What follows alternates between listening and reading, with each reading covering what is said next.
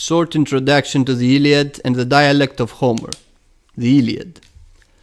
Whether composed by a single poet, or synthesized by a group of epic composers, or even the final output of various layers of previous compositions, along with additions and even corrections, it is obvious that there must have been stories about Troy and the Argives many centuries before the conventional date of Homer's birth. One could even, as Martin Litchfield West legitimately points out in his Indo-European Poetry and Myth, talk about common Indo-European poetic conventions. So this might be the furthest back in time we could search for the poetics of the Iliad and Homer in general. On the other hand, archaeological evidence from northwestern Asia Minor revealed the ruins of several fortified sites along with the unmistakable marks of arson and destruction on a particular layer. This layer is the 13th century BC layer.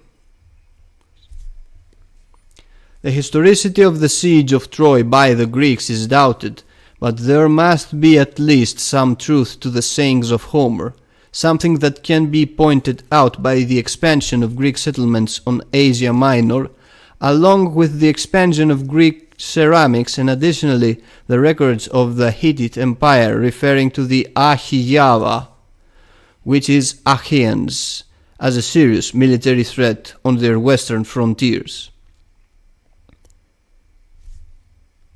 The story of the Iliad is not the story of the whole Trojan War, but of only a relatively short part of it. It is the storytelling of Achilles' wrath, something that the very first line of the poem makes clear. This wrath is caused by the deeply wounded honor of a warlord who is stripped of his precious war spoils. His arch mistress, Briseis, acquired in battle through blood and thundering bronze. What wounds him most is that he is stripped of these spoils by the high warlord of the Argives, Agamemnon, who is previously forced to submit to Apollo's order to return his mistress, Chryseis, to her father, Chrysis, a priest of Apollo. Only an even greater cause of wrath could make Achilles befriend again the Argive chieftains and return to battle, a cause granted by Hector's, the Trojan prince and champion, killing of Patroclus, Achilles' beloved blood brother and war companion. Mistaken for Achilles himself, wearing his armor and wielding his spear and shield, Patroclus is butchered by Hector, who thinks he killed Achilles. In his war frenzy, he is unable to realize the true meaning of his actions, his very death sentence. Achilles makes a truce with the rest of the Argives, and after slaying a load of Trojan men, he finally faces Hector one-on-one. After a fierce combat, he finally kills the Trojan prince, ties him on his chariot, and ritualistically drives the dead body around the walls of Troy, a brutal and bloody way to show off his triumph and remind the Trojans of their fate. After the burial of Patroclus and the feast on his memory, Achilles is visited by an unexpected guest. It is Hector's father and king of Troy, Priam. Even the great hero, so eager to kill and maim in battle, rejoicing unapologetically on his spoils of war, is moved in the sight of a father seeking the body of his dead son. He allows the king to take the body of his son, paying his respect to such brave men as Priam and even Hector, who dared to stand against him in combat alone. Concerning the Greek of Homer.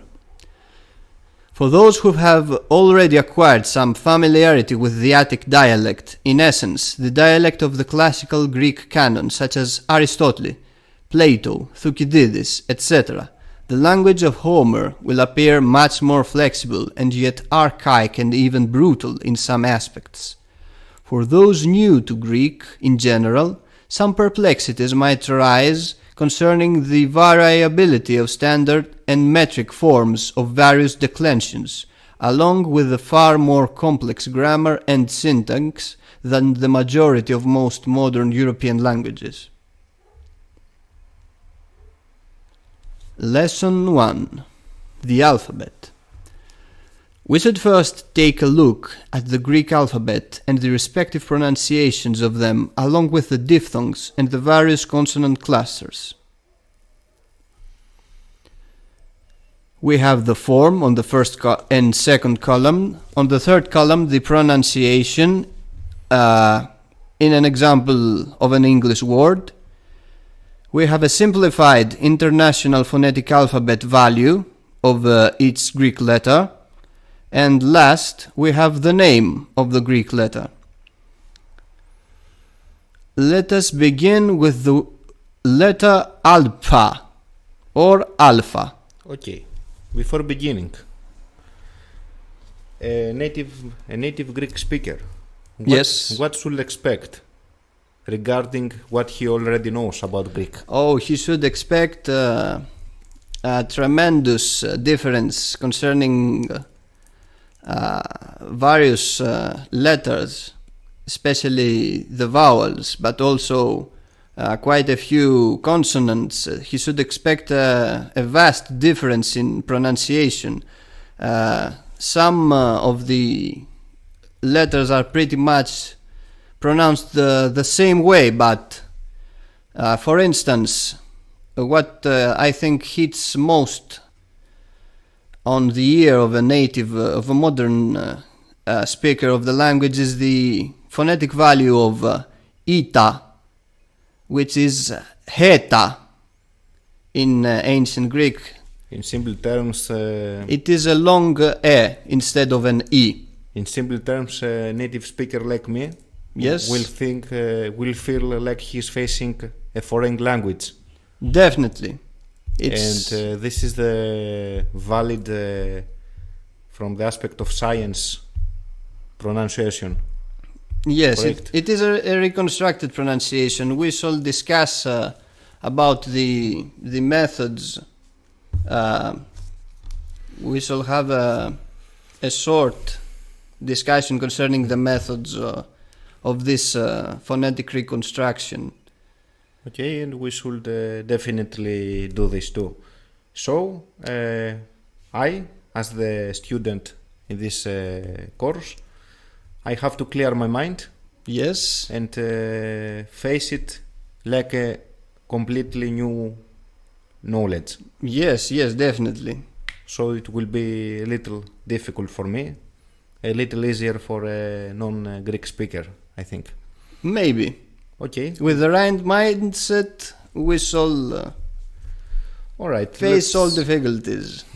Let's start then. The first letter.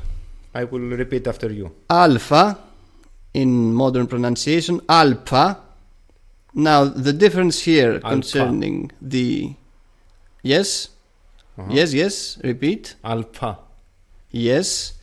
The only difference is that there are two variations, a short one and a long one. A and A.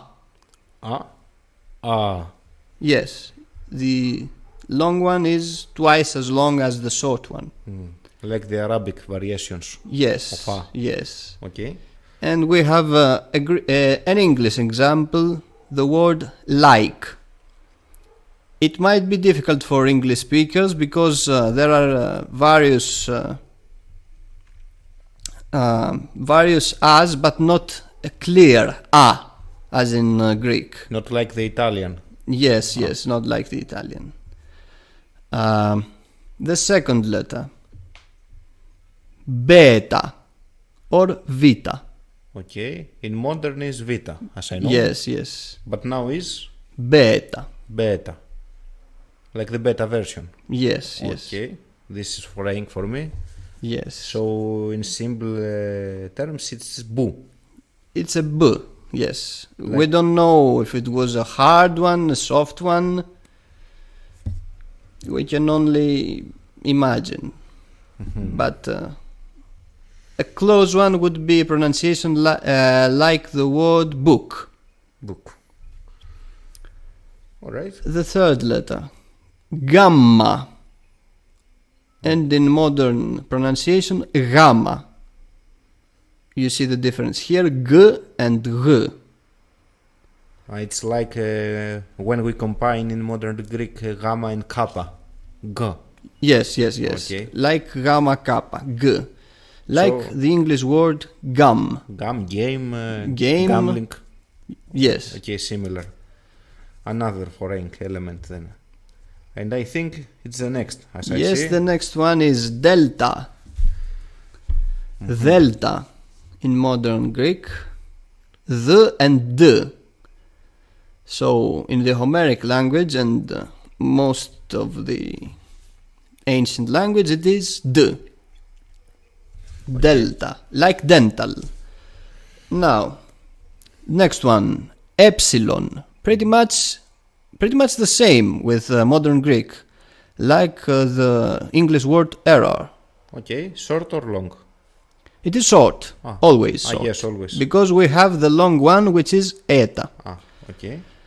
So, the next one? The next one This is not in modern completely. It is not a modern letter. We will not see it written in Homer, but it is supposed to be there. So it is a hypothesis. It's not exactly a hypothesis because there are inscriptions in various dialects, Western dialects, Aeolic dialects, and Doric dialects, where the digamma is present. So we are sure that this sound was present in ancient Greek. This reminds me like some atomic forces on physics, on the atom, which are hypothetical. Yes. But you must put them to complete the equation. And what is the sound of this? The sound of this is like the W in the English word war. So it is a war. Oh, Arabs will like it, definitely. Wow. Yes. Okay. Definitely. It is a semi-vowel. Yes, it reminds me a lot of Arabic. Now, this one is completely alien to the modern pronunciation. Zdeta. Oh, really? Yes. Oh. Zita. Not in modern Greek. Zdu. It is zd. Now, the first element is like the English word zone, but it must be combined with the D of dental. So it is zd, zdeta. That's the pronunciation. It is a double. Oh, we don't have any example on English on this. Yes, unfortunately. Okay, it doesn't matter. So we present the first element alone. Now, the eta is the correct one. It is a long e. In modern Greek it is ita, and it is pronounced e. Yes, we say e, like the next letters. Yes, everything is e. Yes, everything is e. But this is e. This is e, as in flower. The final element. I think this is based on Aristotle's description of how a ship makes sounds. Aristotle and maybe Aristophanes. Yeah, maybe yes. Yes, not in sure. the comedy of Aristophanes. Beta and eta. Yes. And we know that the ships makes be and don't v. Yes, like in modern Greek. Yes. Okay, that makes sense then. It makes sense. And a lot of Latin transcriptions as well. The next one. Theta. Yeah, Theta in modern Greek. The same sound, right? Yes, the same sound. Okay. Well, there is not an equivalent sound in English, so we shall not give I can give you one. An example. Thunder, but it is still a th, not a th. It's different then. Yes, it's different. Can you say it again? Th. T. Yes. It is like a T, but it has a heavy breath. Thunder is for modern. Yes, thunder is the equivalent of the modern theta sound. And the next one is iota. It's more barbaric then. Yes. It does sound brutal. Like the wars of Yes, Homer. like the war of Homer, like the war of Troy. Iota is the next one. Pretty much the very same pronunciation as in modern Greek. E. E Short. and E. Ah. It is short and long. A clear E. Yes, a clear E. Okay. Nothing more, nothing less. Then the kappa, which is k, as in modern Greek, like the English word crow. Lambda or lambda, as in modern Greek, it is pronounced as the L of the English word lake. It is a L. The same with modern. Yes, the very same one. And I think the Next one is mu. the next two is the same too. Yes. Mu. M, as in money, same as modern Greek. Nu, like nose, same as modern Greek. And the next one, ks. Well, there is not an exact equivalent of this sound in English, because X in English is, in the beginning of words at least, it is pronounced more like Z. Like taxes. Yes, like tax. That would be a good example. It is X. And it is pretty much the same as in modern Greek. Along with the next one, Omicron. An O. Always a short one. A clear short O. A clear short O. An operatic. Yes, as in orange. Pe or pei, which is P in modern Greek, still pronounced the same, P, like pouch. The kopa, Oh, an unknown one. yes, it is not, we shall not find kopa, we shall not encounter kopa on the Homeric text. And pretty much it is a letter that dropped out very soon in the beginning of the Greek writing system. It is an allophone. It is a different way to pronounce the very same sound as kappa, but it is mostly encountered before an O or an U. And this is why we... You mean a more deep kappa. Yes. I can compare it like with quarrel, ko. I can only compare it with Arabic. They have two kappas, Yes. and there is the kappa and the ko. A more a strange sound. Yes. Non-native speakers cannot pronounce it. Yes, but in Greek there was no essential difference in meaning if we would interchange kappa with kopa. So eventually it all became kappa. Okay. And the next one is ro or hro. It is the heavy breath before the R sound. And this is why the ro is aspirated always at the beginning of words. With the dacia. Yes, with the dacia, the heavy breath. An equivalent would be the English word round.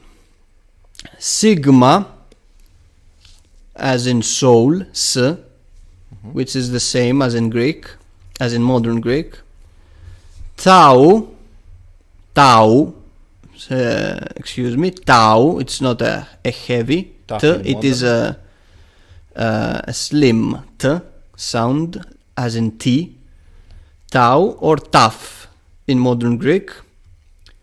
The upsilon, u, as in urban. Okay, this is a heavy difference. Yes, it is Because everything an obvious difference. everything now is an E in Yes, modern Greek, yes. but in some villages, Yes, some accents on the villages that still survives, there is a word crystal. In korustal. English. In modern Greek we say crystal, yes, but in if you hear a villager, an old man, Yes, not crustalo, not cru, something between, crystalo. Yes, in between the E and the U. Yes, in between. And the Turkish have a similar sound, U. Yes, something yes. like that. Eventually, the epsilon would turn from an U, a clear U, to an U, and it was the very last that was transformed to a clear E at late Middle Ages. Oh, really? Oh, and I see we have to face some more difference now. Yes, yes. The phi in modern Greek, but in ancient Greek it would be pi, pe, or pei. It would be a p. For example, face, phasi in modern Greek. Yes, phasi. Phasi. Yes. I have to A use. heavy breath follows after the p.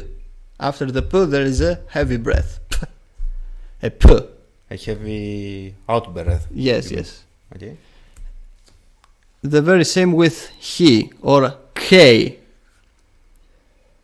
It is Like a cat yes, when it's angry. yes, like a cat. This would be an exact equivalent in English. I mean the sound when a cat is angry with some dog. Yes, but also I think the pronunciation of the English word cat, ka, this k Yeah, it's more close to is that. is close, is pretty close to the supposed pronunciation of k. And pse, p, s, another double one. That's the same. Yes, ps, the same as in modern Greek. And the omega, Last but not least, last but not least, it is the long equivalent of omicron. And this is the reason that the one is omicron, o, a small o, and the other one is omega, a big o, mega, big. micro is small and mega is or mega in Homeric. Yes, yes. It's big A big one. in Greek, the words. Now, a few notes about the consonants. The zd, ks, ps are called doubles, formed by clusters. Clusters, this means more than two consonants together, pronounced together. So the zd is zd, and the ks is gs, ks, and ks, and ps, ps, ps is the psi, and they are respectively derived from these clusters, and th, f, k are called aspirates. Aspirates because they have a rough breath following the sounds t, p, and k respectively. Not to be confused, you mean out breath. Yes, A yes. blow for A rough breath.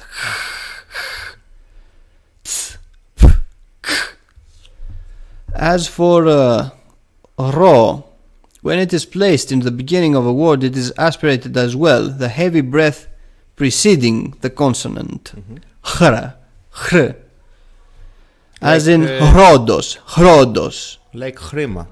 Yes, modern Greek. like chrima, but It's not written differently, yes, but this yes, is yes. sound. It is the same sound. The digamma is a semivowel, not written in texts, in Homeric texts, but present in various Greek dialects and also in Homeric words of Messenian origin, such as anax, which is wanax. Now on the texts we will see the word anax, but it is meant to be wanax. Okay, I start to believe that Arabic are more close to Homeric than modern Greek. Maybe, at least in sound. Like some words, wahid. Yes. Okay, kopa. The kopa is what in linguistics is termed an allophone, a differentiated k, kappa, with no other interference on word meaning and written form. Oh, next section. The next section. Let's go. The vowels of Greek are of great importance for the pronunciation. And there is the war between native Greeks academics and Yes. European And academics. European academics. Okay.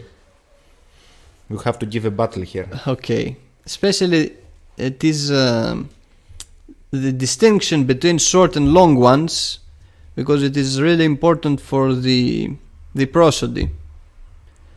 E and O are termed short, βραχαία, short ones. And they contrast with eta and omega, termed long, μακρά.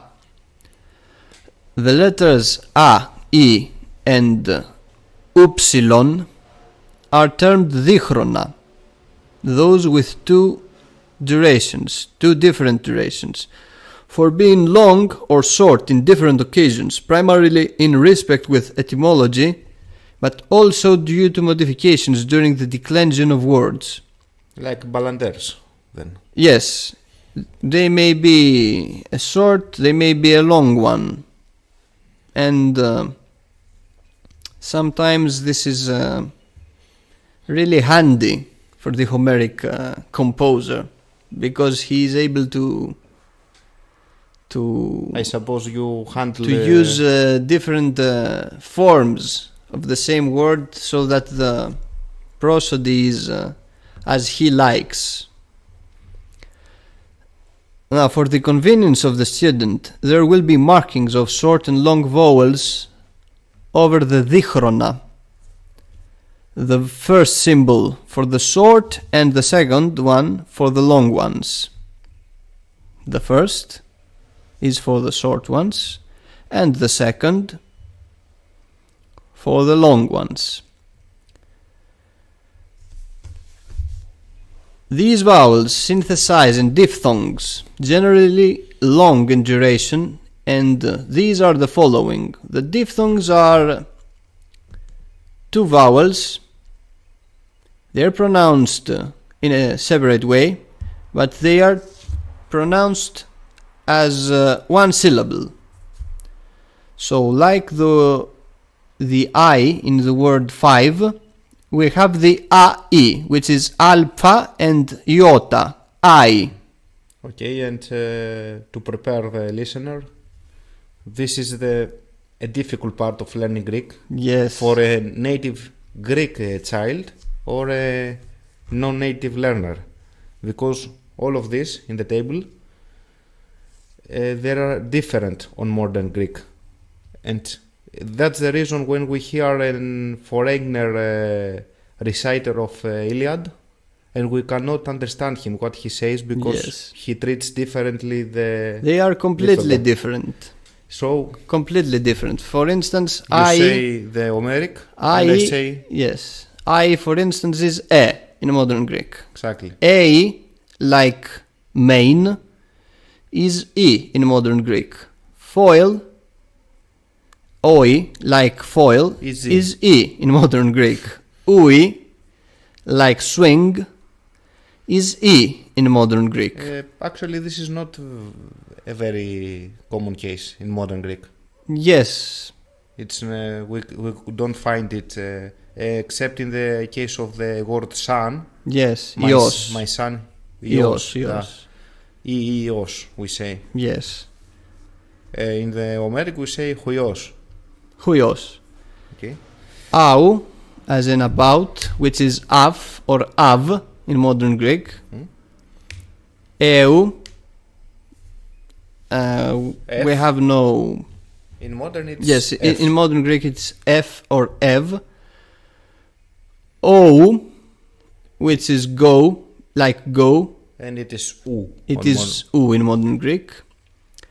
And it replaces the upsilon. Actually. Yes. Okay. And the last four ones, they have a difference with the... They have a difference. For instance, I here, it is different than the I in 5 in the first place. Why that? because the second one has a long first vowel, so it is like I, like having like being 3 times long, not just 2 times, just like the third from the ending of the A yes, A and Oi. and Oi and Eu. Eu. And So we read it these last 4 diphthongs, they have the peculiarity that the first vowel is of long length. So we read it one by one and not like modern Greek where we combine them. Yes. In a new In sound. modern Greek, they are a simple sound. The I is E, for instance. Which is more difficult to memorize it, actually. Mm-hmm. In Homeric, everything is more simple. Yes. What you see is what you read. Yes. Additionally, every vowel and every diphthong in the beginning of a word bear one of the 2 markings of soft or rough breath, called pneumata. Literally, this means spirits or breaths. The first one, the ψηλή, and the second one, the dacia. The dacia is the rough breath. The soft breath bears no phonetic value, but the rough one is pronounced like a h, as in hair. It is a light one, ha.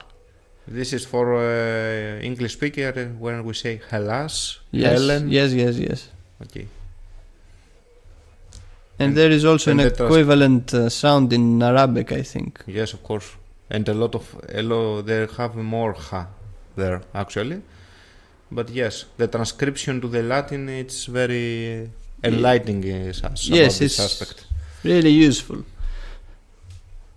The pronunciation and poetic diction, prosody. When concerning the pronunciation of ancient Greek in general, various factors are to be seriously taken in accord. First and foremost, one could easily point out that no voice recordings exist from that time, so it is impossible to have a conclusive answer concerning the sound of Greek during its timeline, which brings us to the second point, that the Greek of Homer sounded different compared to the Greek of Socrates, 3 centuries later, and the Greek of the New Testament are also different from the Greek during the expansion of Alexander the Great. This means that we are largely dependent upon research hypotheses and suggestions that might or might not be right, primarily drawn from linguistic comparisons with other Indo-European languages and also between Greek dialects. Another source is Latin transcriptions, like the transcriptions we mentioned before concerning the rough breath, and also the chaotic history and evolution of the Greek writing system itself, especially dialectic inscriptions, non-Attic inscriptions, Doric ones, Western Greek ones, Aeolic ones, Arcado-Cyprian ones. I believe one more source is Yes, modern Greek one way, but village accents, which have a lot of common with the history. yes, in some instances. The Cretan dialect, many villages in the mountains, Yes, in some which instances. have preserved many. And there is also the Chaconian, which is Yes. the sole example of a modern Greek dialect not derived, not fully derived at least, from the Attic dialect. I think it's a lot of Doric. Yes, And they don't say mitera, which is mother, but mater. many Doric elements. A lot of Doric elements. Our conclusion is that for our purely educational purposes, it would be practical and legitimate to use a conventional, reconstructed pronunciation of the language during Homer's time, which is the 8th century BC, along with a livelier form of prosody that shall not dwell as much on vowel length but primarily on rhythm and tone.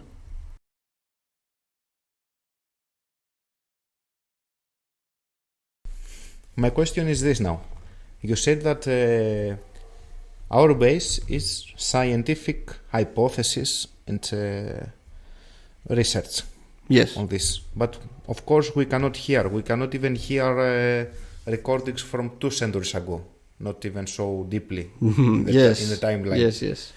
So I think, at my opinion, because I am not a scientist of languages, I am another sort of scientist, is that we have to catch the feeling of these poets, of these poems, to catch the feeling of this era. And I believe that this era is a lot closer to what we see as the Vikings sagas, Yes. Viking story, than the today modern civilized world. And to be honest, A dry academic approach would be inappropriate. yes, but so the only reason I trust these academic approaches is not because they are academics, to be honest, but because the sound is more polemic. Warlike. No, exactly. It's warlike. The sound is more warlike. It's brutal. Barbarian. It's barbaric. It shows strength. Yes. And people with a laconic, even if the Dorians were not yet in Greece, but they are more straightforward. They were more honest, more harsh, and more violent also. They said what they want. We are used to have an image of the Greeks as extra civilized. I don't know, like an English gentleman or something like that, but that's not the case. That's exactly Claude Farr is pointing on his introduction. Yes. It was a very difficult era for people. You could live peacefully in a village and suddenly you will become a slave. And this sound... it was all status. For example, the Wrath of Achilles is a status thing. And this sound and of the status alphabet was virtue in battle. Yeah, but I mean this sound of the alphabet is more straightforward. Yes. Achilles and Agamemnon always said what they wanted to say straightforward. I want your slave. I want you to die. I want you to die. Yes. They were not did workarounds and things like that. Absolutely not. No workarounds. There was Athenaeus, the goddess of mind, but I mean that's the only reason I believe this approach. Actually, it reminds me of warlords, of gangs. Yes, it does. So let's give some examples in the vocabulary of the first lines of Iliad. Yes. And let's do the opposite now.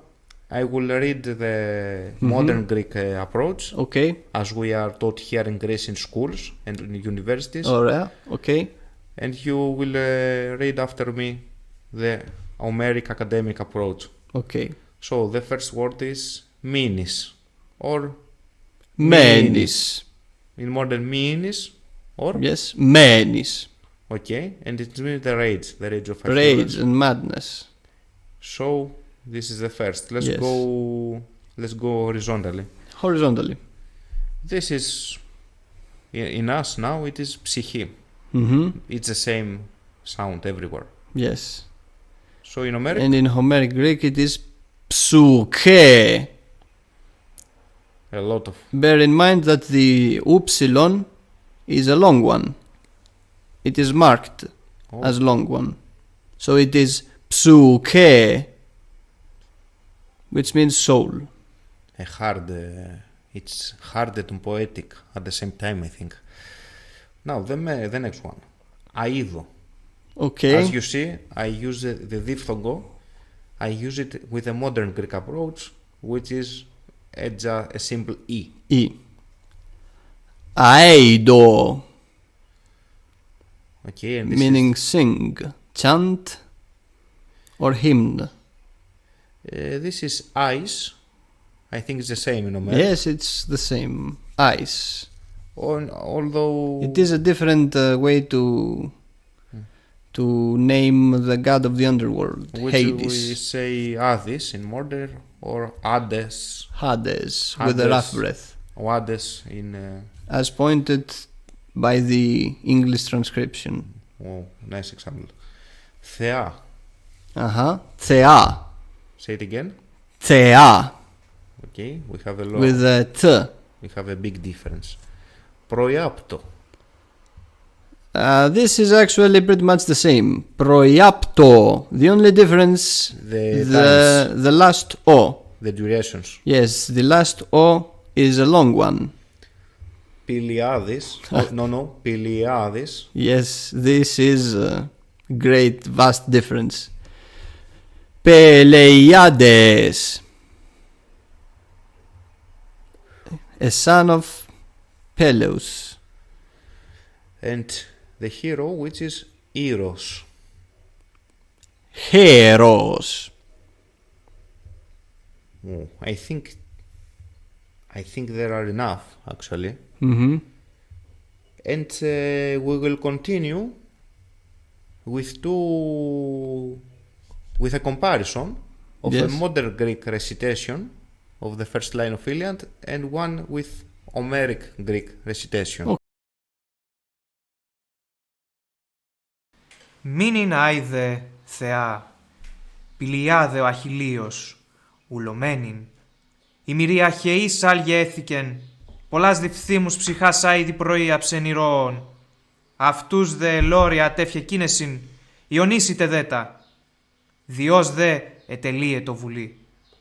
Εξούδη τα πρώτα διαστή την ερίσαντε, ατρεΐδης τε άναξανδρών και δίος Αχιλλεύς.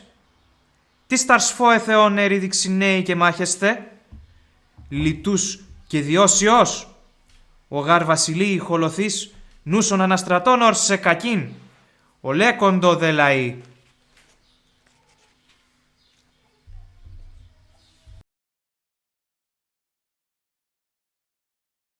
Μένιν αίδε Θεά, Πελeiade ο Αχιλλέος, ολομένεν. Μουρία καiois αλγεέτεκεν, πολλάς διπτήμος ψυχάς άιδη προήαψεν αιρών. Αυτός δε ελόρια Θεού και κούνεσιν, οϊονόησιτε δάιτα, Διός τε τελέιτε το βουλέ, εξόδε τα πρώτα διαστέτεν ερίσαντε, Atreidis te Anaxandron kai Dios Achilleus.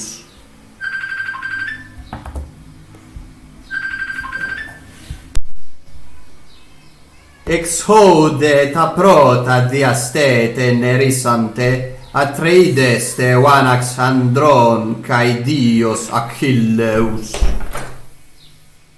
Tistars poeteon eridix une que majestai, letos kai Dios huios, hogar basilei coloteis, noson anastraton orse caken, oleconto de laoi.